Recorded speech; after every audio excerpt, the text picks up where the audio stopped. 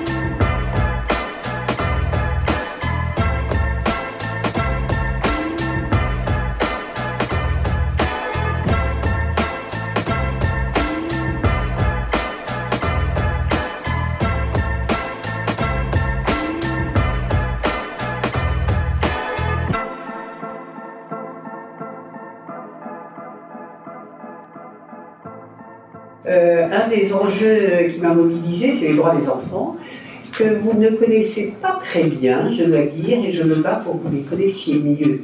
Donc, le COFRAD a été créé il y a plus de 30 ans, au moment où la France a signé la Convention internationale des droits de l'enfant, qui consistait à dire aux enfants, vous avez des droits en France, parce qu'on parle souvent des droits des enfants à l'étranger, en Afrique et ailleurs, mais en France, ces droits ne sont pas respectés comme ils devraient l'être.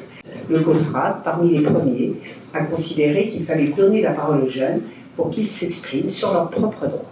Donc on a créé ces fameux débats d'ados, c'est ce qui se passe aujourd'hui, et il se passe dans toute la France. Et derrière ces débats, quand j'ai pris la présidence du COFRAD, je me suis dit qu'il fallait qu'on aille au-delà et qu'on les porte jusqu'à l'Assemblée nationale. Donc on a créé les États généraux des droits de l'enfant.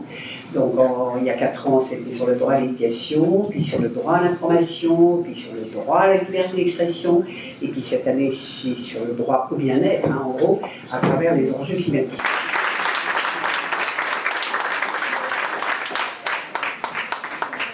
C'est par rapport aux énergies. C'est vrai qu'on ne pense pas souvent à éteindre les lumières. Parfois, on les laisse allumer alors qu'on pourrait juste monter les volets.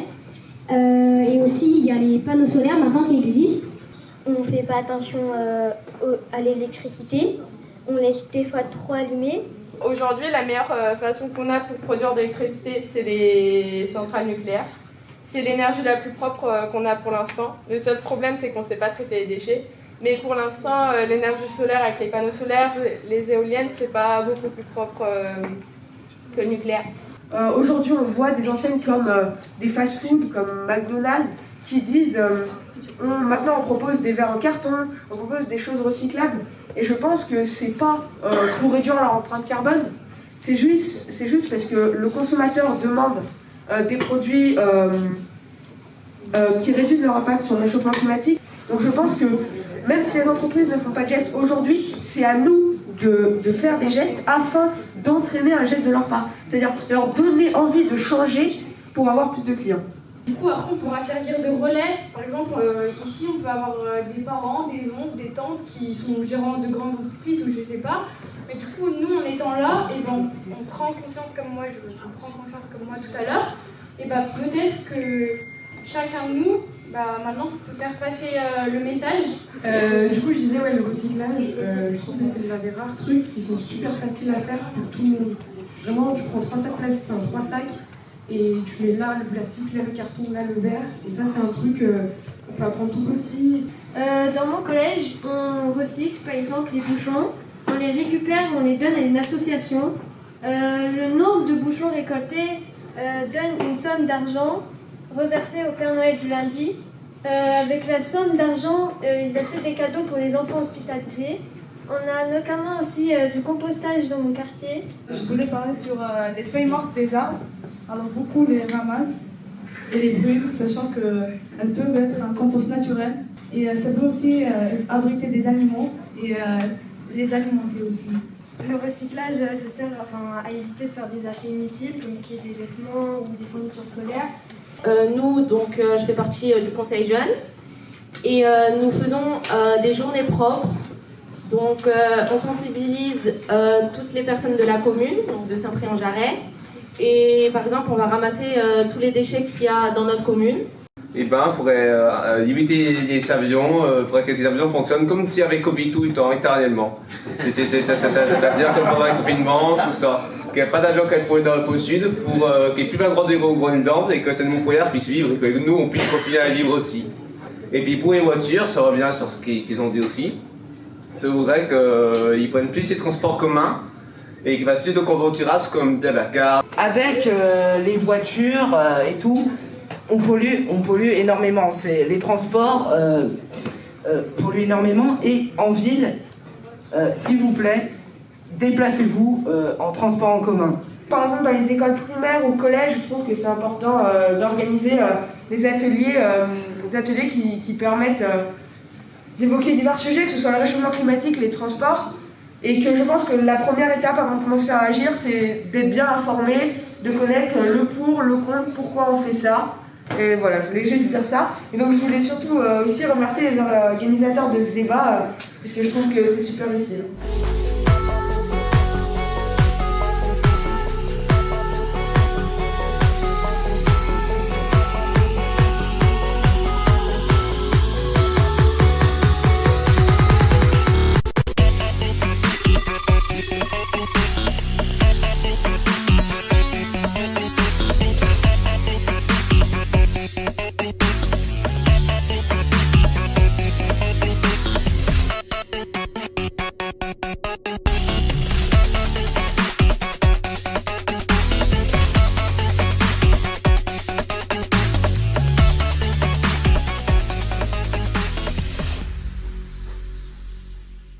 Par exemple, prendre un bain tous les 2 jours consomme autant d'eau que prendre une douche de 10 minutes tous les jours.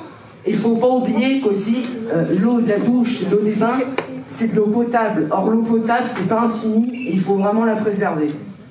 On parle aussi de notre bien-être, mais par rapport aux produits hygiéniques, on n'en parle pas assez, mais derrière ça, il y a une sombre histoire par rapport aux animaux de laboratoire qu'on utilise pour nos produits, justement.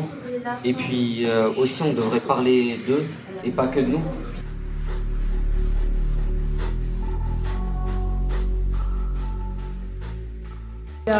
Réduire l'amplitude de l'horaire de l'éclairage public parce que ça permettrait d'économiser beaucoup. J'ai vu une invention que je trouve tout simplement géniale, c'est des lampadaires et le plastique ou le verre qui va entourer l'ampoule soit relié à une turbine, et qui fait qu'il peut prendre le vent et ça le fait tourner et ça va alimenter directement l'électricité de lampadaire.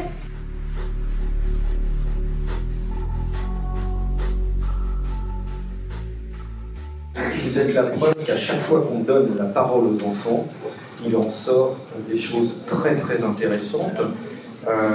Les enfants ont l'art, les enfants, les ados, les jeunes ont l'art, en l'espace de 2 heures, de se réunir à autant, vous êtes 80, oui, ça. À peu près, de dire ce qu'il faudrait faire.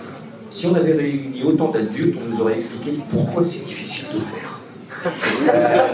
Moi, ça va être surtout difficile de changer. Donc, ça ne veut pas dire qu'il n'y a pas de difficulté au changement, mais en tout cas, la capacité de dire les choses assez simplement et assez vite, eh bien, elle provient souvent des enfants.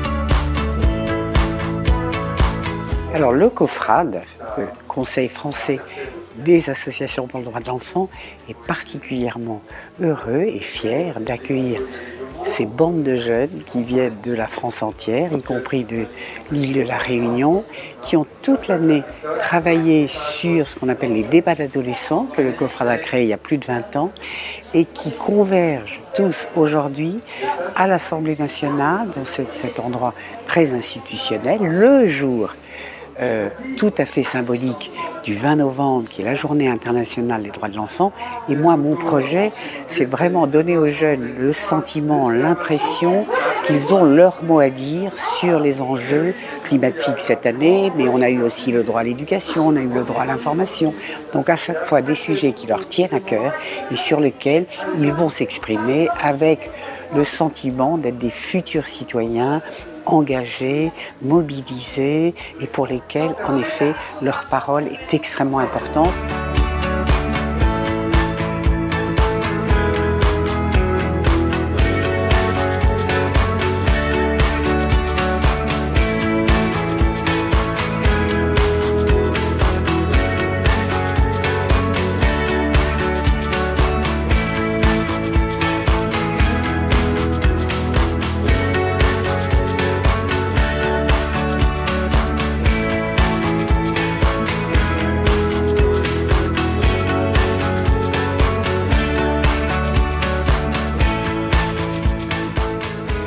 On participe au débat d'adolescents du COFRAD depuis plusieurs années.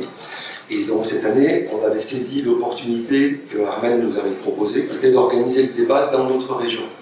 Donc on a fait notre débat le 27 octobre au siège de la région Auvergne-Rhône-Alpes, en présence de très très nombreux jeunes.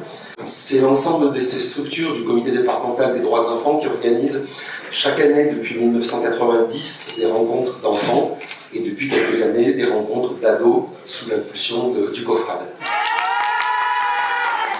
Youth for Climat, j'ai pas compris ce que c'était du coup, c'était juste pour savoir. C'est la branche française de tout le mouvement international qui a organisé les grèves pour le climat. Donc toutes les grèves pour le climat qu'il y a eu en France en 2019-2020, c'était nous qui les organisions. Et au niveau de la planète, tout à l'heure, j'ai furtivement parlé des objectifs de développement durable qui ont été adoptés il y a 6 ans par les Nations Unies et par donc 193 pays. Votre responsabilité à vous aussi, ce sera de vous engager en politique et qu'il y ait parmi vous, parmi les jeunes, ceux qui sont en commande et qui feront vite et qui feront bien. Je suis très heureux de clore ces états généraux des droits de l'enfant organisés par le COFRAD. Plus que jamais, les droits de l'enfant sont intimement liés à la question climatique.